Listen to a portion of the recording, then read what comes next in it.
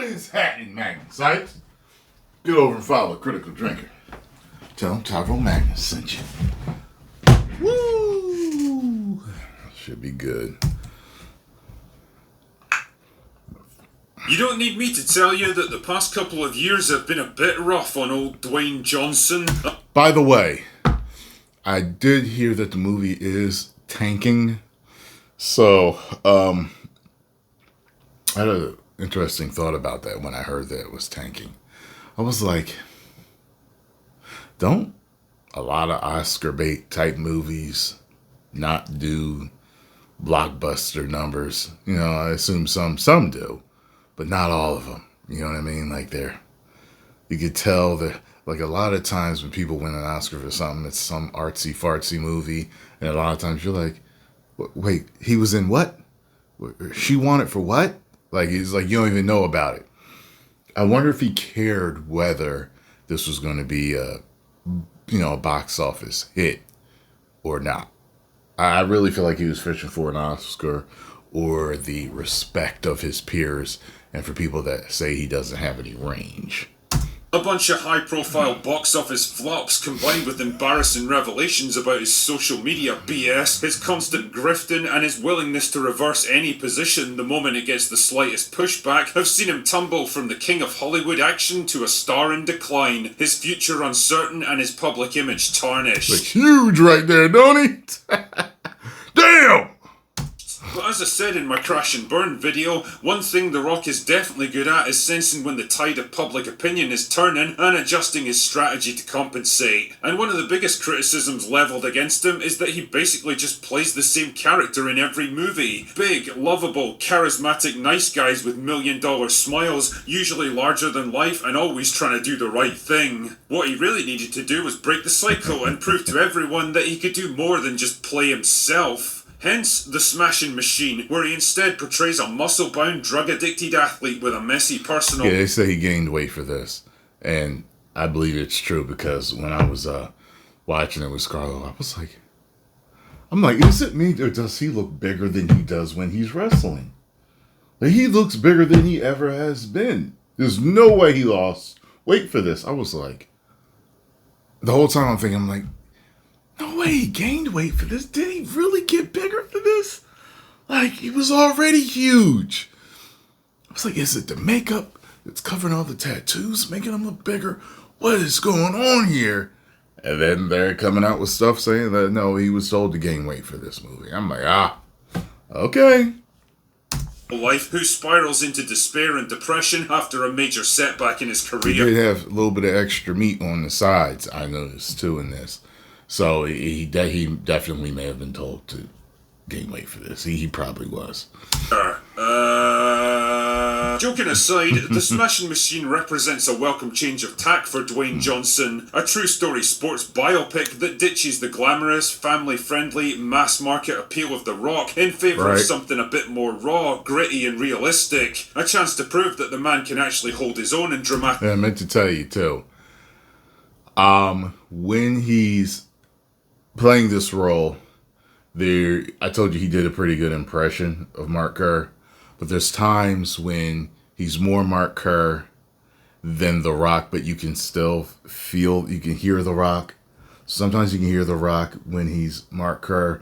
Sometimes he seems more Rock than Mark Kerr. And sometimes he really just seemed like he was Mark Kerr. I was like, okay, I don't hear him at all. You know what I mean?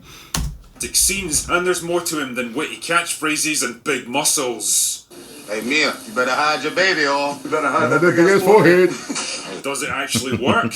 Well, sort of. It's not going to win him any Oscars, that's for sure. The script is kind of flabby and meandering at times, and the finale... It'd be funny if he does win one for this.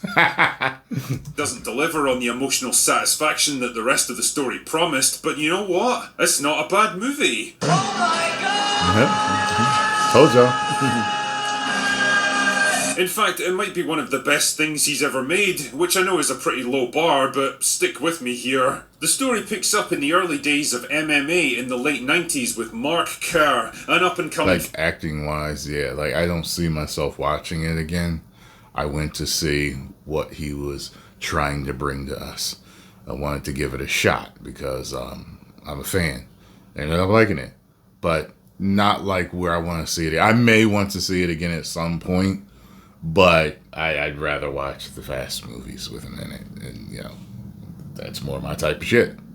Fighter whose size and punching power make him a dominant presence in the sport, but his soft-spoken, nice guy public persona and success in the ring hide a darker world of drug abuse and a messy and often confrontational relationship with his girlfriend Dawn. When Mark loses a major fight at a tournament in Japan, the first loss of his career, it throws him into a spiral of depression and drug use that culminates in an OD and a trip to the emergency room. He's officially at rock bottom. Damn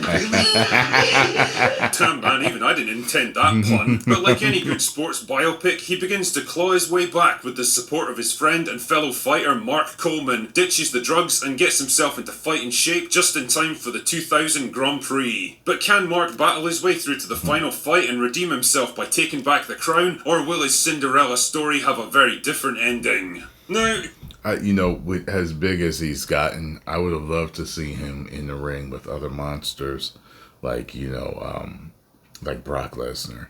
I would like to see them both face off, toe to toe, both pumped and ready to get it in. That would have looked so cool, especially as big as he was in this movie.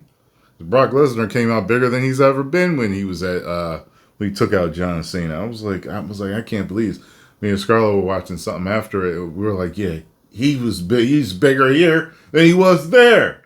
Like, what? Casting a guy like Dwayne Johnson in a movie like this was always going to be a risky move because not only does he come with a lot of baggage as an actor, not only do you have to contend with his ego and his willingness to cooperate, but the bigger question was whether or not he even had the acting range to deliver on the big dramatic scenes. Of course he did. I saw Snitch. And many of you said that. Many of you, after I said Snitch, were like, yo, just watch Gridiron Gang. Just watch Gridiron Gang. People saying he ain't got no rage. Just watch. And I hadn't seen Gridiron Gang. I saw trailers for it, but I never saw it before, so I'll check it out.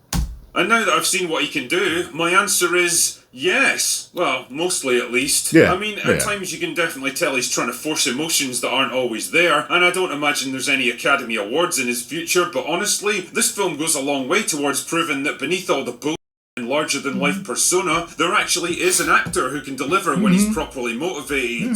The confrontations with Dawn feel raw and believable. The moments when his rage explodes into violence are brutally impactful, and I think he's at his best playing a man trying hard to keep himself under control. A guy capable of inflicting enormous damage in the ring, but desperate to avoid it in the real world, always struggling with his conflicted nature. He plays well off Emily Blunt, who's always reliable and is practically unrecognisable here under all the hair and makeup. Oh, I recognized her from the gate. She's very recognizable. And people love her in this movie. It goes without saying that the fight scenes are brutally realistic. Johnson obviously knows everything there is to know about wrestling, and since the rest of the cast are mostly actual MMA fighters, there's no worries when it comes to performance in the ring. There's none of the melodramatic, overproduced nonsense you often see in Hollywood movies like this. Yeah, the only thing is, then there's scenes where it don't look as real.